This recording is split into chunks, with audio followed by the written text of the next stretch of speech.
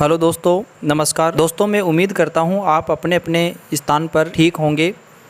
दोस्तों, आज के वीडियो में हम बात करने वाले हैं फिनोल की। दोस्तों, फिनोल की अम्लीय प्रकृति क्यों होती है या फिनोल अम्लीय प्रकृति का किस प्रकार होता है, इस बात को हम समझेंगे। जैसा कि आप जानते हैं कि फिनोल और एल्कोहल दोनों में OH समूह पाया जाता है, लेकिन अगर हम फिनोल और एल्कोहल में अंतर देखें तो देखिए, अगर बेंजीन वलय से अगर OH समूह सीधा जुड़ा हुआ है तो वह फिनोल कहलाता है। जबकि अगर बेंजीन वलय से कोई कार्बन की श्रृंखला जुड़ी हुई है और उस कार्बन की श्रृंखला से OH समूह जुड़ा हुआ है तो वो एल्कोहल होता है।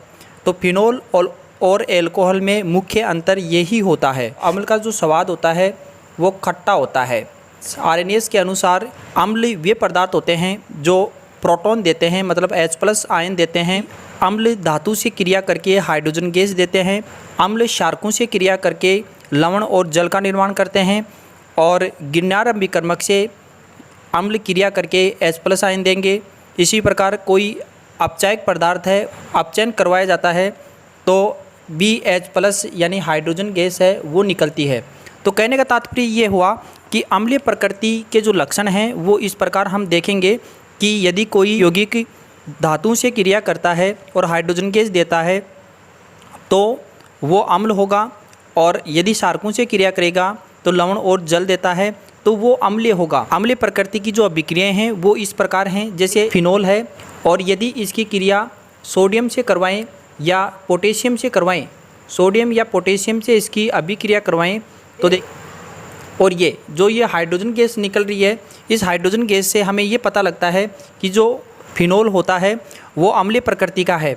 इसी प्रकार यदि हम फिनोल की क्रिया क्षारकों से करवाएं तो लवण और जल बनेगा। देखो, ये लवण है और ये जल है, तो ये अम्ल है और ये क्षारक है, क्योंकि उदासीनीकरण अभिक्रिया में हम देखते हैं अम्ल और क्षारक क्रिया करके लवण और जल बनाते हैं।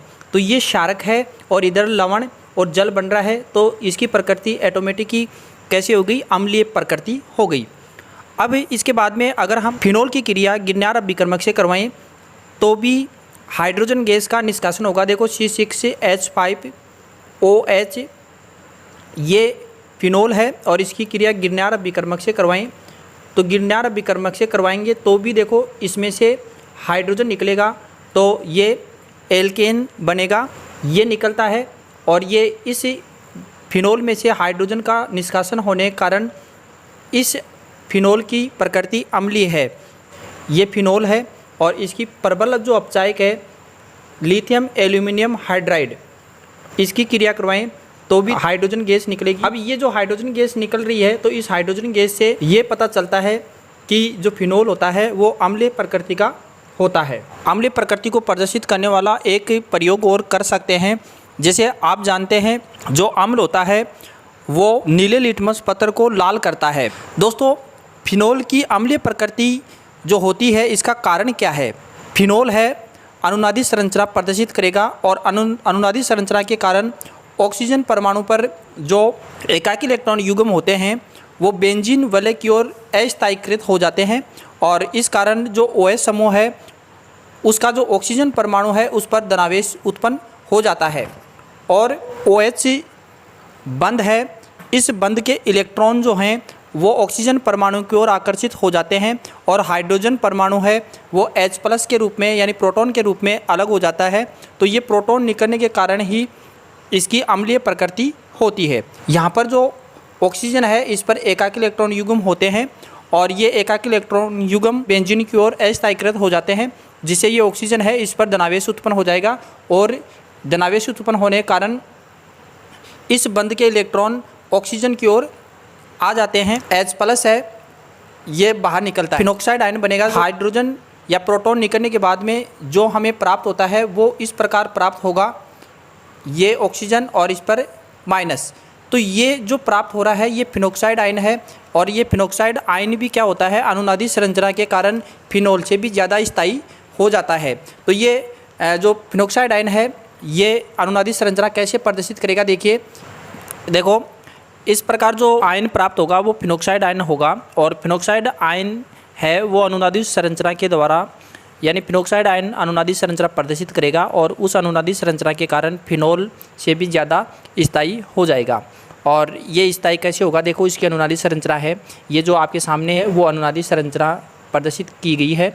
और यहाँ पर देखिए सबसे पहले क्या होगा, यहाँ के जो इलेक्ट्रॉन हैं वो यहाँ आएंगे तो यहाँ पर डबल बॉन्ड होगा, और यहाँ के जो इलेक्ट्रॉन हैं वो यहाँ पर आ जाएंगे तो यहाँ पर क्या आ जाएगा माइनस, और यहाँ पर डबल बॉन्ड हो जाएगा। अब इसके बाद में क्या होगा, दूसरे स्टेप के अंदर ये बंद के इलेक्ट्रॉन यहाँ आएंगे और इस माइनस वाले जो इलेक्ट्रॉन हैं वो यहाँ पर बंद बनाएंगे, तो यहाँ पर एक बंद बन गया और यहाँ पर माइनस उत्पन्न हो गया। इलेक्ट्रॉन यहाँ आएंगे और ये जो ऋणावेशित है इसके इलेक्ट्रॉन यहाँ पर आएंगे, तो यहाँ पर तो क्या हो जाएगा माइनस, और यहाँ पर क्या किसका निर्माण हो जाएगा, बंद का निर्माण हो जाएगा।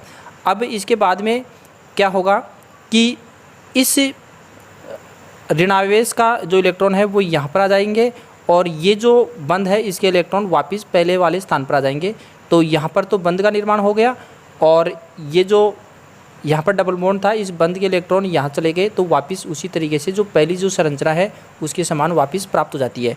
तो इस प्रकार जो फिनोक्साइड आयन है उसका निर्माण हो जाता है।